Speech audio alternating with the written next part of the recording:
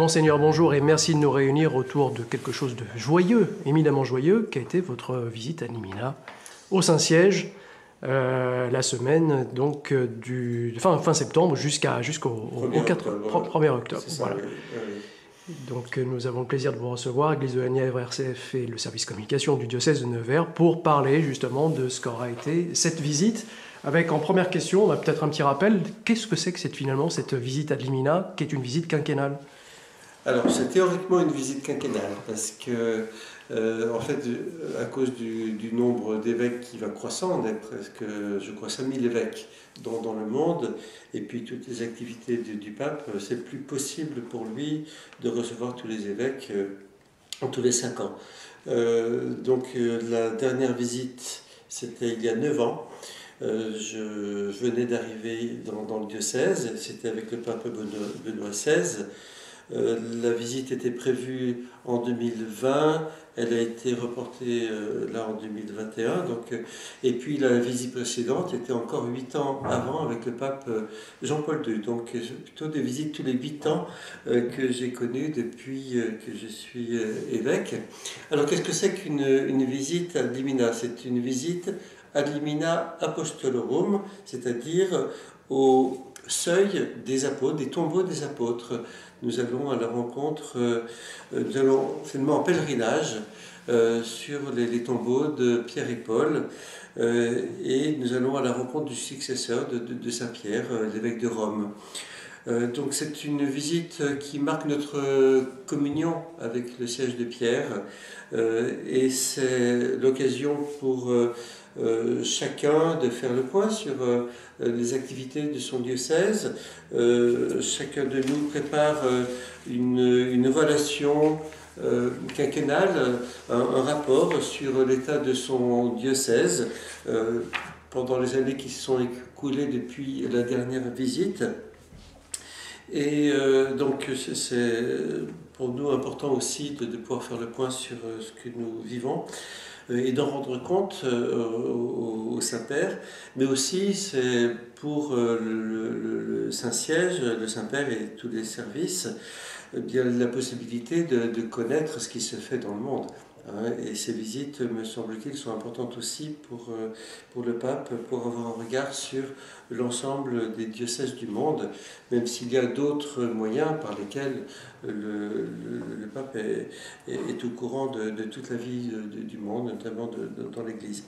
Mais enfin, c'est aussi un échange, c'est un dialogue avec le pape, bien sûr, que nous avons rencontré à la fin de notre visite, mais aussi avec tous les services du Saint-Siège, les plus importants que nous devions tous rencontrer. Donc, pour nous, c'était un pèlerinage, de fait, et c'était une bonne rencontre aussi entre évêques, parce que pendant 5 jours, c'était un peu moins que la visite précédente, eh bien, nous avons quand même la possibilité, en logeant ensemble, en prenant des temps ensemble, avec les trajets aussi, d'échanger entre nous de façon tout à fait libre, autrement que nous ne le faisons à nos assemblées de Lourdes qui sont souvent très chargées. Donc les matinées là étaient très chargées, avec tout d'abord la messe dans une des 4 basiliques majeures. Il y a eu d'abord la basilique Saint-Paul-les-Murs, où se trouve le tombeau de Saint-Paul, puis Saint-Jean de Latran, qui est la cathédrale du pape, le pape qui est d'abord l'évêque de Rome, c'est pour ça qu'il est pape, et qu'il préside à l'unité et à la communion de toute l'Église. La basilique Sainte-Marie Majeure, qui est la première église bâtie en Occident, dédiée à la Vierge Marie, à la suite du concile d'Éphèse, et puis la basilique Saint-Pierre, au tombeau de Saint-Pierre, le jour où nous avons rencontré le pape. Mais aussi c'était un moment de collégialité entre évêques et avec le pape, l'exercice de la collégialité, puisque nous sommes les évêques ensemble porteurs de la mission de l'Église, et c'est dans la communion que nous vivons cette mission commune. Ça manifeste notre communion avec le pape et les échanges avec les différents dicastères, c'est-à-dire les ministères du pape, eh bien, aussi ont reflété d'une part les préoccupations de l'Église universelle, mais aussi la part que nous-mêmes, Église en France, nous pouvons avoir à cette mission.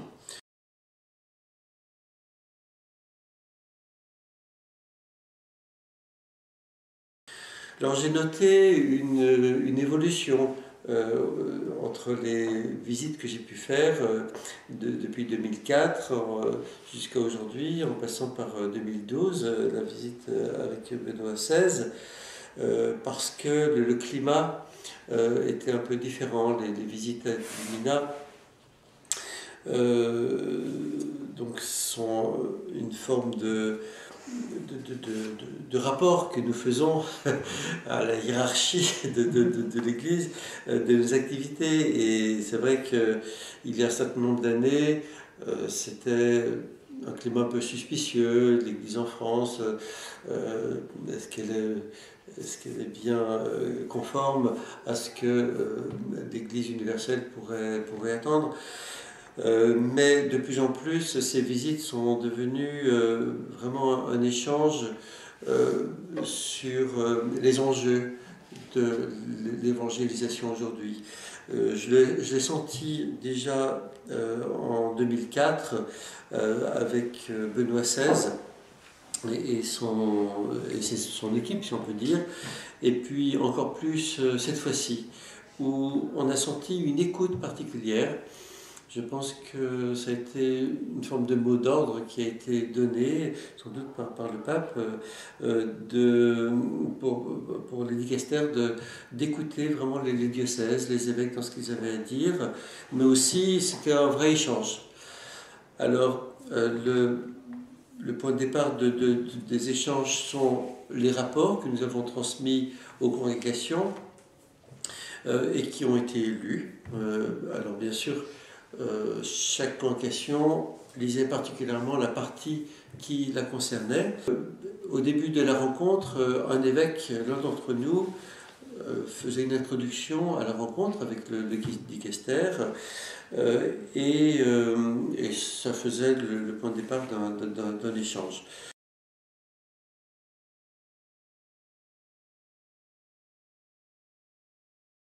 Alors, ce que je retiens, c'est l'attention à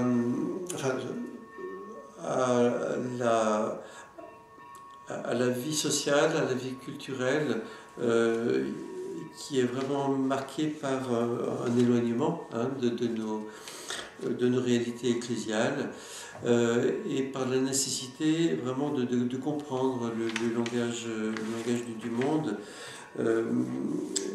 On avait déjà noté en 2004 la naissance du Parvis des Gentils, cette rencontre avec le monde de la culture.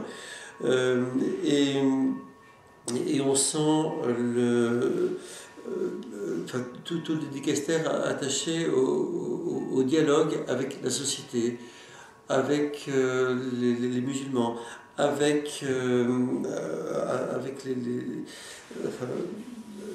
les autres chrétiens. Voilà, c'est quelque chose qui m'a frappé, cette nécessité du dialogue. J'ai noté aussi l'appel, notamment du cardinal Ouellet à l'organisation des évêques, et puis ça nous a été rappelé par le pape, vraiment d'une proximité entre nous, et puis avec les prêtres, qui sont nos premiers collaborateurs. Mais nous avons pas mal parlé de la société. Il y a le défi écologique et le Saint-Siège avec en particulier le dicaster sur le développement humain intégral a développé un site qui ressemble un petit peu à notre label Église verte, mais en plus large, au niveau de d'éducation catholique, nous avons aussi parlé du pacte éducatif mondial qui est très cher aux yeux du pape, et nous avons un petit peu parlé de ça. Et puis avec le cardinal Parolin, qui est le secrétaire d'État, c'est la première fois que dans les visites pastorales, dans les visites ad limina, que nous rencontrions le secrétaire d'État avec son adjoint, Monseigneur Gallagher. Et là, nous avons parlé évidemment des relations entre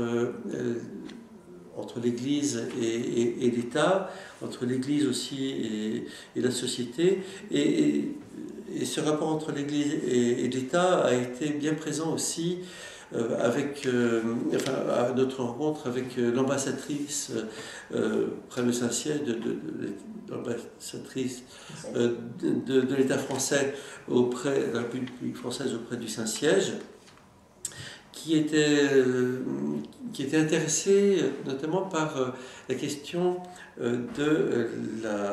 du concordat, puisque nous étions 4 provinces réunies pour cette visite, plus les 2 diocèses concordataires, donc le diocèse de Strasbourg et le diocèse de Metz.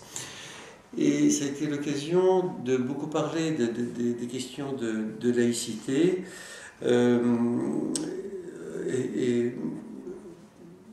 il semble vraiment important que nous soyons des acteurs d'une bonne compréhension de ce qu'est la religion, de ce qu'est notamment la religion catholique, et en même temps nous sommes aussi des partenaires du dialogue interreligieux.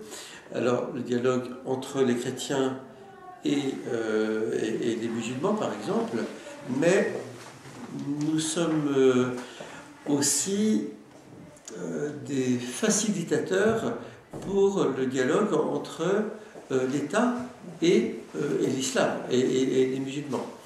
Et nous avons noté que la difficulté n'est pas dans le dialogue entre chrétiens et musulmans, mais entre l'État français et les musulmans, qui n'a pas les outils pour dialoguer.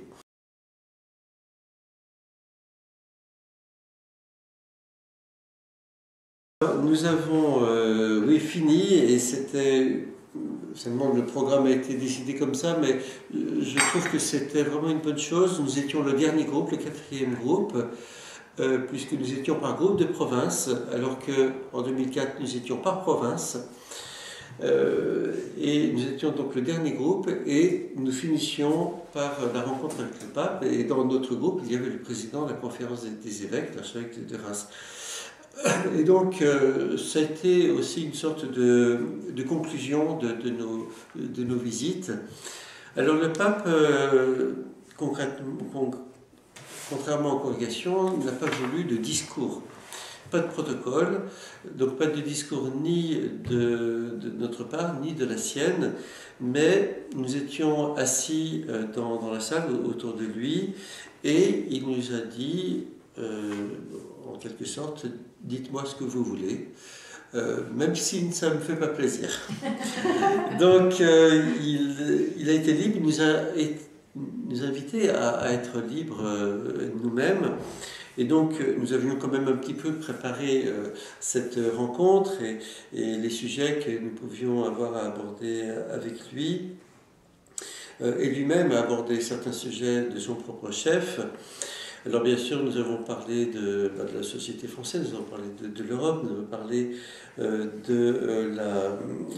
aussi de la remise du rapport de la SIAZ. C'était juste avant la remise de ce rapport. Et le pape a voulu revenir aussi sur le motu proprio qu'il a fait sur la liturgie, pour rappeler qu'il y a une seule liturgie dans l'Église, même s'il y a 2 formes du rite romain, mais qui ne sont pas équivalentes l'une par rapport à l'autre. Donc nous sommes revenus avec lui là-dessus et nous avons senti le pape très ouvert à ce que nous vivons, nous, en France. Et nous lui avons posé la question, mais qu'est-ce qui vous paraît caractéristique de la France, de l'Église de France? Et il nous a dit la créativité. Alors cette créativité qui a pu être vue d'un point de vue un peu négatif dans les années qui précèdent, mais qui pour le pape est plutôt positif dans le sens où ça correspond aussi à sa volonté d'ouvrir des voies pour la nouvelle évangélisation. Nous étions assez en phase avec lui. Et l'échange a été assez simple, ouvert, et nous sentions vraiment un frère. Je pense qu'au-delà des sujets qui ont pu être abordés, il y a surtout ce climat de fraternité qui s'est dégagé, où on sentait quelqu'un qui voulait encourager ses frères évêques. Et je me dis que nous devons toujours faire comme ça, nous encourager les uns les autres, et c'est le rôle du pasteur d'encourager ceux qui agissent pour l'évangélisation, de les mettre en communion. Alors nous avons reparlé du synode sur la synodalité, qui est vraiment une originalité cette année, avec la participation de tous les diocèses et la participation de tous, en tout cas du plus grand nombre dans les diocèses, pour manifester que l'Église est une communion et pour que le travail en Église, que les relations en Église soient toujours réalisées dans la communion et sous la conduite de l'Esprit Saint. Et le pape a vraiment insisté là-dessus. Il a parlé du travail synodal qui est en cours dans l'Église d'Allemagne. Et il nous a dit que ce qui manque pour l'instant dans ce travail, c'est l'accueil de l'Esprit Saint. C'est son jugement, mais n'empêche que il faut que nous soyons attentifs aussi à ça dans nos manières de vivre en Église. C'est-à-dire que nous pouvons nous concerter, nous pouvons échanger, mais avant tout, il s'agit de rechercher ce que nous dit l'Esprit Saint aujourd'hui et comment il veut nous conduire, vers où il veut nous conduire, sachant que Jésus est présent encore aujourd'hui à son Église. Alors j'ai vécu cette visite d'abord comme un moment de communion entre nous évêques, les 25 évêques qui étaient là, et puis l'évêque de Rome, le pape, qui nous a renforcés dans notre désir de vivre ensemble avec lui cette évangélisation qui est nécessaire.